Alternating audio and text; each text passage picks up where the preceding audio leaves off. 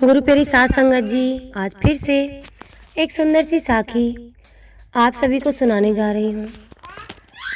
गुरु प्यारी साथ संगत जी, आजकल के हर तीसरे घर में ये प्रॉब्लम आती है कि बेटियां जब विदा होती हैं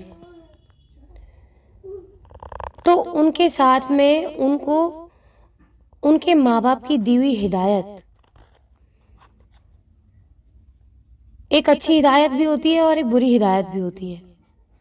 अच्छी हिदायत से बेटियों का घर बस जाता है, बुरी हिदायत से बेटियों का घर बिगड़ जाता है।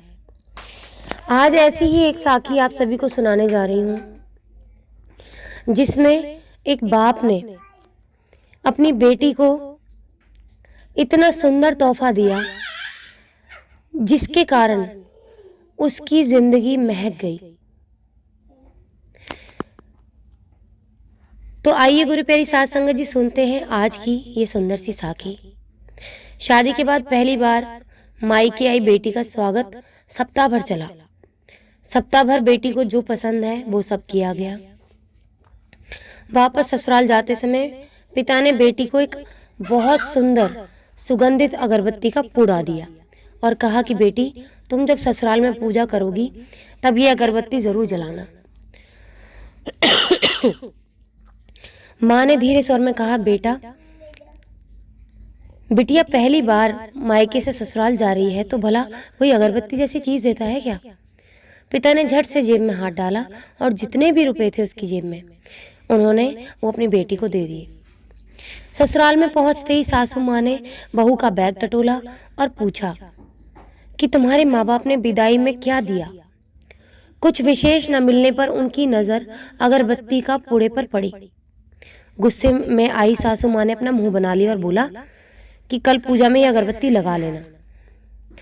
सुबह जब बेटी पूजा करने बैठी, अगरबत्ती का पूड़ा खोला तो उसमें एक चिट्ठी निकली।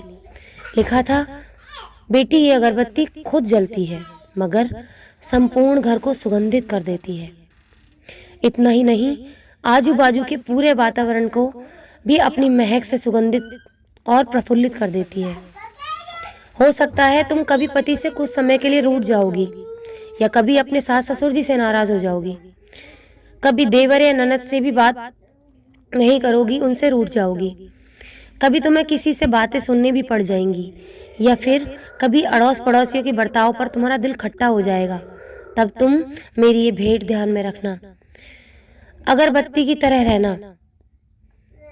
जैसे खुद अगरबत्ती पूरे घर को अपने संपूर्ण संस्कारों से पूरे परिसर को सुगंधित और प्रफुल्लित करके ऊर्जा से भर देती है, उसी तरह तुम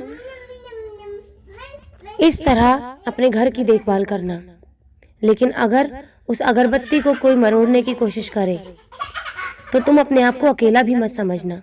मैं तुम्हारे साथ चट्टान की तरह खड़ा रहूंगा। छोटी मोटी बात हर परिवार में होती है, लेकिन गलत बात किसी की सहन मत करना। हाँ, लेकिन हर छोटी बात पे मुंह मत फुला लेना, क्योंकि जहां चार बर्तन होते हैं वहां खटकते जरूर हैं।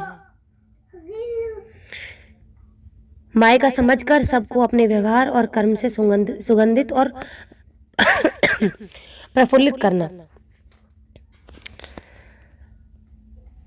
आगे लिखा था कि बेटा, अब तक मैं तेरे साथ खड़ा था, आगे भी तेरे साथ खड़ा रहूंगा। जहां तू अकेली पड़ जाएगी वहां तेरा बाप हमेशा तेरी पीठ के पीछे तुझे खड़ा हुआ मिलेगा, तुझे संभालने के लिए। जिस तरह तुझे पहली बार जब मैंने साइकिल चलना सिखाया था और तू गिर जाती थी और मैं तुझे बार बार उठा के साइकिल चलाना सिखाता था, उसी तरह जीवन में तू कभी भी जीवन की साइकिल को चलाने से अगर गिर पड़ेगी तो मैं तुझे फिर से उस साइकिल को चलाना सिखाऊंगा और एक दिन तू जैसे बचपन में साइकिल चलाना सीख गई थी ऐसे ही जीवन की साइकिल को चलाना भी सीख जाएगी। बेटी चिट्ठी पढ़कर फफक फफक कर रोने लगी। सासू माँ दौड़कर आई। पति और ससुर जी भी पूजा घर में पहुंचे जब बहू रो रही थी। पति ने पूछा, अरे हाथ को चटका लग गया क्या? हाथ जल गया क्या तेरा? क्या हुआ, बताओगी भी? ससुर जी जोर से बोले, बेटा क्या बात हुई है, क्यों रोने लगी?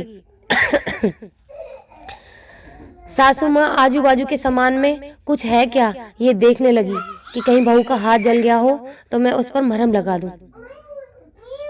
जब उसने इधर उधर देखा तो उसके लड़की के यानी कि उसकी बहू के पिता की सुंदर अक्षरों में लिखी हुई चिट्ठी नजर आई। चिट्ठी पढ़ते ही उन्होंने बहू को गले से लगा लिया और चिट्ठी ससुर जी के हाथों में थमा दी। चश्मा ना पहने होने की वजह से चिट्ठी बेटे को देकर पढ़ने के लिए कहा।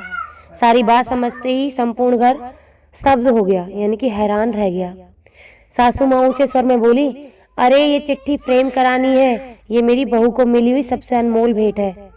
पूजा घर के बाजू में इसको फ्रेम करा लेना और फिर हमेशा वो फ्रेम अपने शब्दों से संपूर्ण घर और अगल बगल के वातावरण को अपने अर्थ से महकाती रही।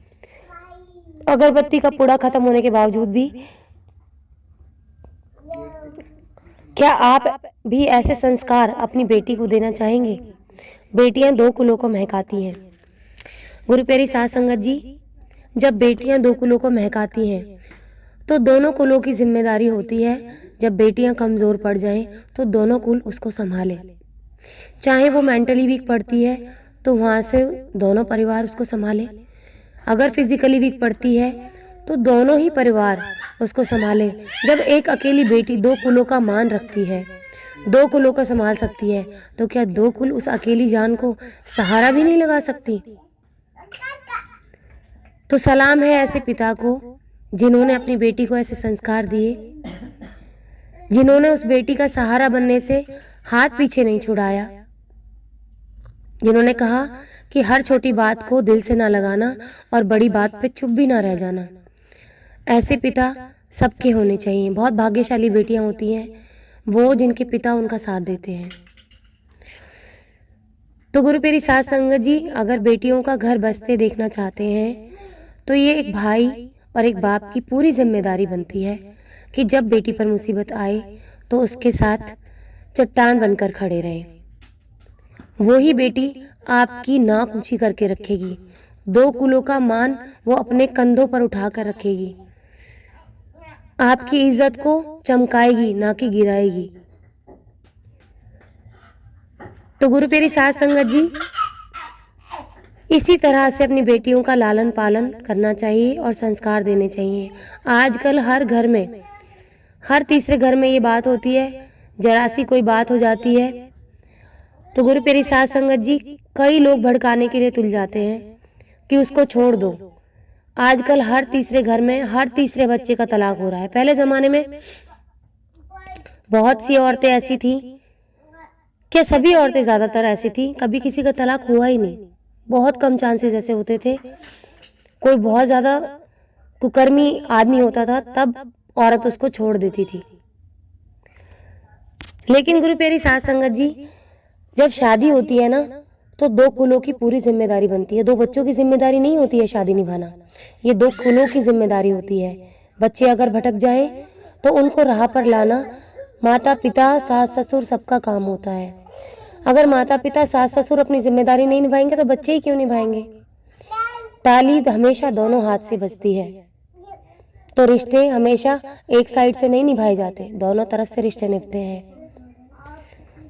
और अगर इन रिश्तों को यानी कि हम अपने कर्मों को खूबसूरत तरीके से निभाएंगे तो हमारे लिए इसी धरती पर स्वर्ग बन जाएगा। और दूसरा, हम अपने कर्मों को निभाते वक्त हमें कोई दर्द नहीं होगा, कोई पीड़ा नहीं होगी, ना मानसिक ना शारीरिक, और बड़े आराम से हम 84 से मुक्त होके परमपिता परमात्मा के पास चले जाएंगे। आज इसी के साथ इस सुंदर सी साखी को यहीं समाप्त करना चाहूँगी। मिलती हूँ आपसे अपनी अगली वीडियो में नई साखी के साथ। तब तक के लिए खुश रहें, सुमिरन करते रहें, सच्ची सेवा करते रहें।